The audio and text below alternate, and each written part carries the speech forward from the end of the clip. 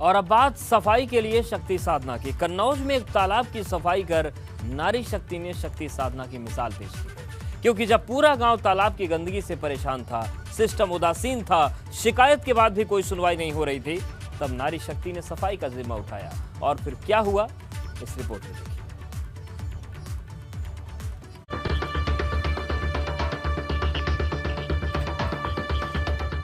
ये नारी शक्ति की अनूठी मिसाल है। ये उस कन्नौज की तस्वीर है जिसका इत्र पूरे देश को महकाता है। लेकिन उसी कन्नौज के गांव खरगपुर में अगर एक तालाब गंदगी से पट जाए और लोगों को बीमारियों की सौगात देने लगे और प्रशासन इस पर अपनी आंख मूंद ले और लाख शिकायत के बाद सुध न ले, तो ऐसी नारी शक्ति को अपनी ताकत दिखानी पड़ती है। ऐसे ही फावड़ा उठाना पड़ता है। ये जो तालाब बना हुआ है ये काफ़ी पुराना बना हुआ है और इस तालाब में बहुत सारी गंदगी होती है, जिसमें कि कई बार मोर मरे हुए हैं और भी कई चीज़ें हैं जो इसमें काफ़ी गंदगी होने के कारण जो आसपास लोग रहते हैं उनको दिक्कत का सामना करना पड़ता है। तालाब बहुत गंदा है, काफ़ी दिन से इसमें कोई सुनवाई नहीं है।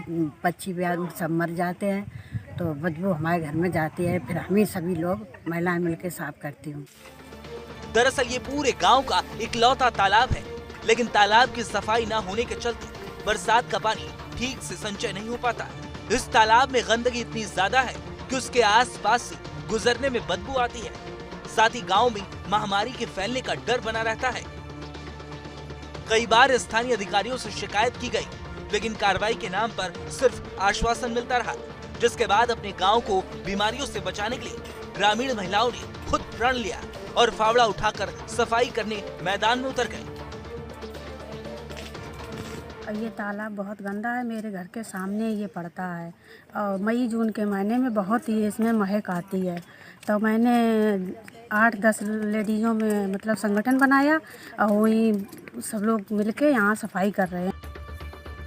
गांव की महिलाओं ने संकल्प लिया, अब सरकार से कोई मदद नहीं लेंगे, जो करेंगे खुद करेंगे। और मेरे गांव में ये तालाब काफ़ी समय से है, इसमें बहुत सारी गंदगी फैल रही है और जब मैंने सब लोगों से कहा, अधिकारियों से, कोई सुनवाई नहीं हुई, तो मैं महिलाओं के साथ आई और इसका देखा वाला और बोला इसमें कछुए भी हैं जो मर रहे हैं और मोर भी है वो मर रही हैं। इस वजह से हम लोग मतलब हम और हमारे गांव की महिलाएं, लड़कियां खुद मिलकर इसको साफ करने लगे। नारी शक्ति की इस पहल से भले ही अधिकारी न जागे, लेकिन आसपास के गांव भी स्वच्छता और जल संचयन को लेकर नींद टूट चुकी है। लोग तालाब की सफाई के लिए जुड़ रहे हैं। दरअसल जो गांव की महिलाएं जो समझाना चाहती थी, वो बात पूरे गांव को समझ में आ गई है।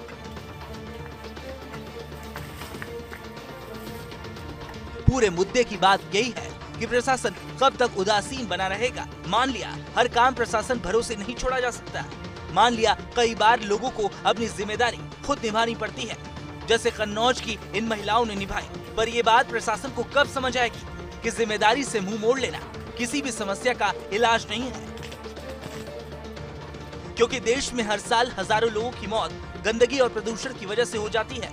हर बार इसको लेकर बड़ी बातें की जाती हैं, पर इसके बाद भी कन्नौज के खरगपुर गांव के तालाब में गंदगी का अंबार लग जाए तो सवाल खड़े होना लाजमी है, क्योंकि ये सिर्फ कन्नौज या किसी एक गांव का नहीं, ये देश के लाखों करोड़ों लोगों का है जिन्हें गंदगी में रहना पड़ता है। Bureau report, ABP Ganga.